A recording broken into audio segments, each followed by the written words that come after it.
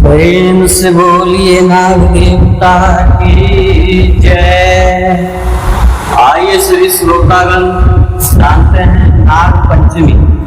नाग पंचमी कब मनाई जाएगी और नाग देवता की व्रत कथा का श्रवण करेंगे।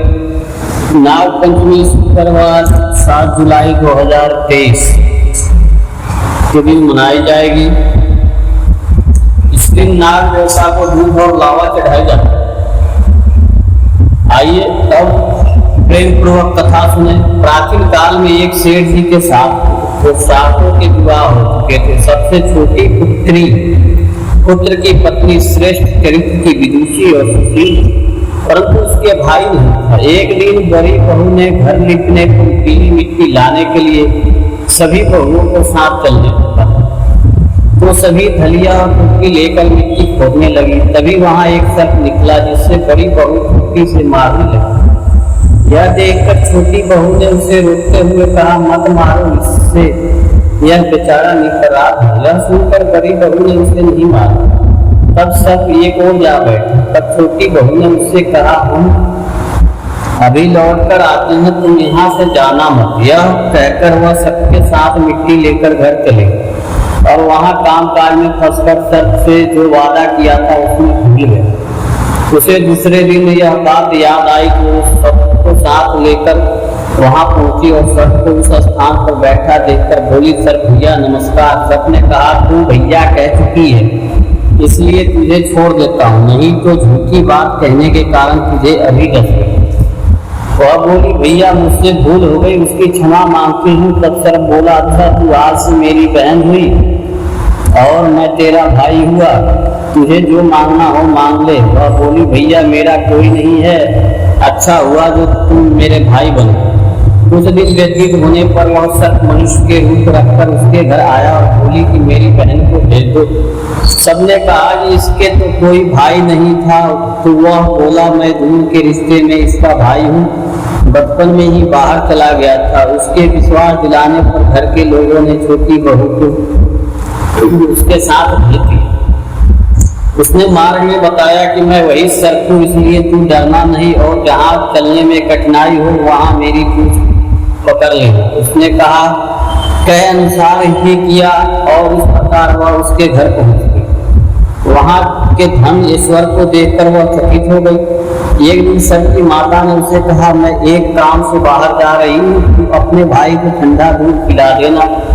उसे यह बात ध्यान नहीं रही और उसने गर्म दूध पिला दिया, जिसमें उसका मुंह बेतरह जल गया। यह देखकर सर्प की माता बहुत क्रोधित, परंतु सर्प के समझाने पर शांत हो गई। तब सर्प ने कहा कि बहन को अब उसके घर भेज देना चाहिए। तब सर्प और उसके पिता ने उससे बहुत सा सोना चांदी जवाहरत वस्त्र भूषण आदि देकर उसके घर पहुंचा दिया।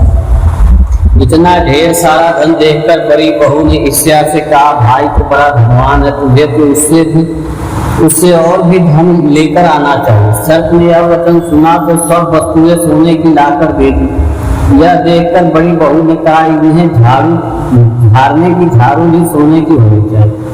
तब सर्प ने झाड़ू भी सोने की लाकर रख दी। सर्प ने छोटी बहू को हीरा मणियों का एक अद्भुत हार दिया। उसके प्रशंसा उस देश की रानी ने भी सुनी और वह राजा से बोली कि सेठ की छोटी बहू का हार यहाँ उठाना चाहिए। राजा ने मंत्री को हुक्म दिया कि उससे वहाँ हार लेकर शीघ्र उपस्थित हो। मंत्री ने सेठ जी से जाकर कहा कि महारानी छोटी बहू का हार पहने, वह उससे लेकर मुझे दे दो। सेठ जी ने डर के कारण छोटी बहू से हार मांग कर दे दिया। छोटी बहू को यह बात बहुत बुरी लगी। उसने अपने सर भाई को याद किया और आने पर प्रार्थना की, भैया रानी ने हार छीन लिया, तुम कुछ ऐसा करो कि जब वह हार उसके गले में रहे तब के लिए सर्प बन जाए और जब वह मुझे लौटा दे तब हीरा और मणियों का हो। सर्प ने ठीक वैसा ही किया। जैसे ही रानी ने हार पहना वैसे ही वह सर्प बन गया। यह देखकर रानी चीख पड़ी और रोने लगी। यह देखकर राजा ने सेठ के पास खबर भेजी कि उसकी छोटी बहू को तुरंत भेजे। सेठ जी डर गए कि राजा न जाने क्या करेगा। वे स्वयं छोटी बहू को साथ लेकर उपस्थित हुए। राजा ने छोटी बहू से पूछा, तुमने क्या जादू किया है, मैं तुझे दंड दूंगा। छोटी बहू बोली, राजन धृष्टा क्षमा कीजिए, यह हार ही ऐसा है कि मेरे गले में हीरो और मणियों का रहता है और दूसरे के गले में सर्व बन जाता है। यह सुनकर राजा ने वह सर्व बना हार उसे देकर कहा, अभी पहन कर दिखा। छोटी बहू ने जैसे ही उसे पहना वैसे ही हीरा और मणियों का हो गया। यह देखकर राजा को उसकी बात का विश्वास हो गया और उसने प्रसन्न होकर उसे बहुत ही मुद्राएं भी पुरस्कार मिली। छोटी वह अपने हार और इन सहित घर लौट आए।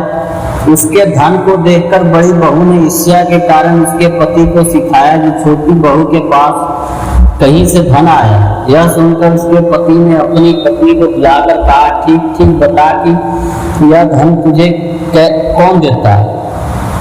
तब वह सर्प को याद करने लगी। तब उसी समय सर्प ने प्रकट होकर कहा, यदि मेरी धर्म बहन के आचरण पर संदेह प्रकट करेगा तो मैं उसे खा लूंगा।